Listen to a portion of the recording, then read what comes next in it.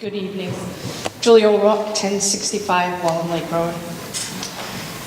I came before you, I'm going to say a couple of months ago at the middle school, and I asked the town council if, when, and if you were discussing a tax treaty, if that we, the town, when you were in negotiations, if we, once it came public, that we could review it and come back to you with our concerns.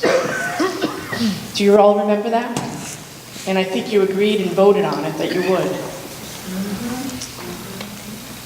So I'm here tonight because, again, at that meeting, I said telegram, telegraph, Burrillville.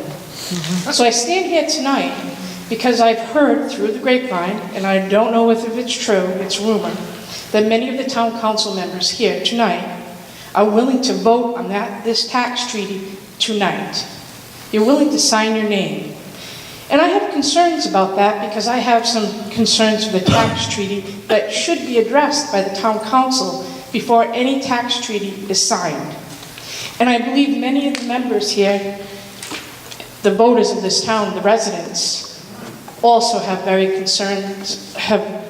serious concerns. And I hope that you go back, look at them, review them, and discuss them, and hopefully renegotiate with Invenergy. But I had a phone call conversation today with John Ashiko. John, tell me if I'm wrong. When we spoke, you said that once the town council came out in public against Invenergy, they have stopped any discussions with you. Is that true?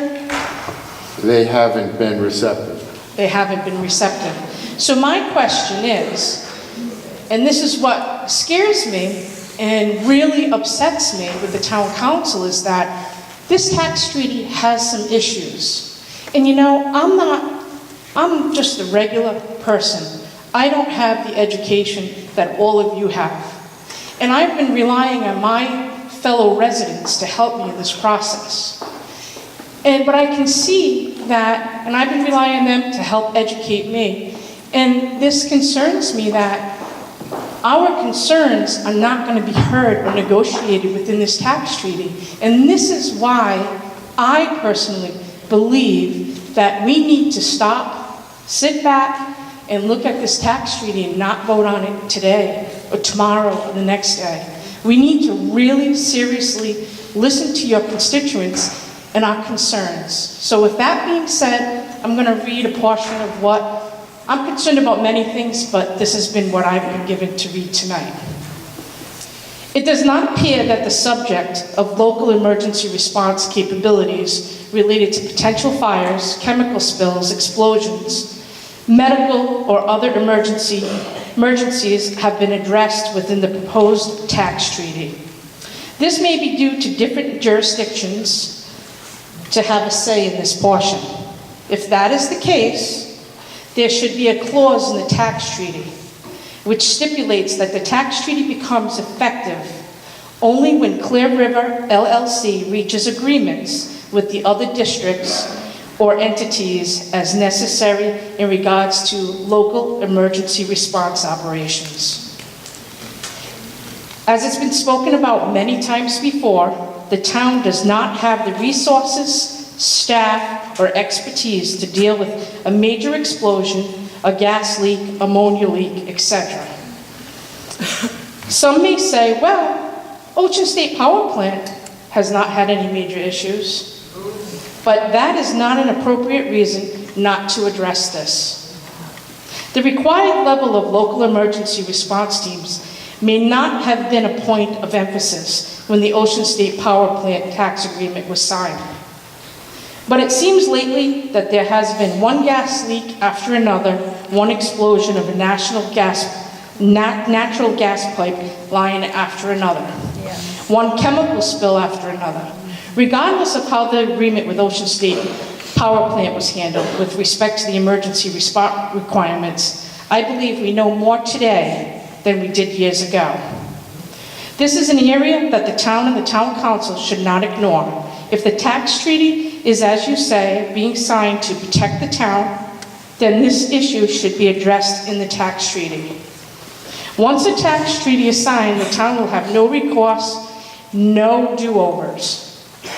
I don't believe the town has the financial resources to grow the staffing and the expertise of our largely volunteer first responder base. If Invenergy is willing to move into our town and expose our residents to potential risk, then they should be able to financially cover what is needed in this area. They are proposing this project solely based on money that they will make.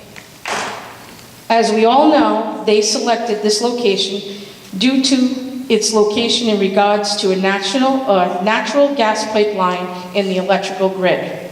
This location will be cheaper for them than almost any other site would be due to the infrastructure available to them. They need to be required to protect us from a likely spill, explosion, or any other disaster.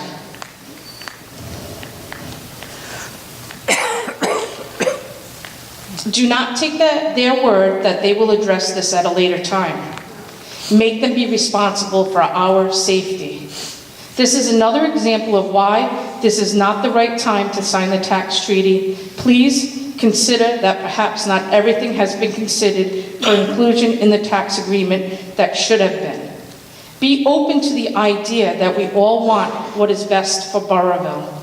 Do not sign the tax treaty too early. Once it's signed, we will not be able to undo it. Do not let Invenergy push you into signing the tax treaty on their terms. Sign the treaty on our terms when it's the right time. It is not the right time right now to sign this treaty. Invenergy has asked for a 90-day delay in the process, so let's give it to them. Continue to accept the feedback from all of us and your citizens, and let Invenergy know that the negotiations will reopen after the 90-day delay.